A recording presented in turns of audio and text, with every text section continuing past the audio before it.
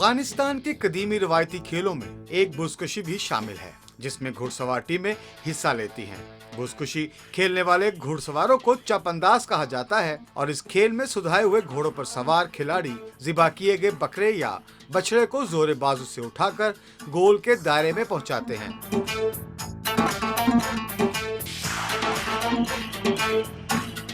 کھیل کے ضوابط کے مطابق انہیں ایک دوسرے کو مارنے کی اجازت نہیں ہوتی، تاہم دوسرے کے گھوڑے کو مارنے کے لیے ان کے پاس چھڑی ہوتی ہے جو مخالف گھڑ سوار کو لگ بھی سکتی ہے اور بسا اوقات اس سے اکثر کھلاڑی زخمی بھی ہو جاتے ہیں۔ یہ کھیل صدیوں سے وسطی ایشیائی ملکوں میں کھیلا جا رہا ہے۔ افغانستان کے پڑوس میں واقع ممالک یعنی ازبکستان، تاجکستان، ترکمانستان، کرغزستان اور قازقستان میں اس کھیل کو کھیلنے کے لیے اپنے اپنے انداز ہیں۔ افغانستان میں اسے کوزلوبا بھی کہا جاتا ہے۔ یہ کھیل پاکستان کے بعض علاقوں میں بھی کھیلا جاتا ہے۔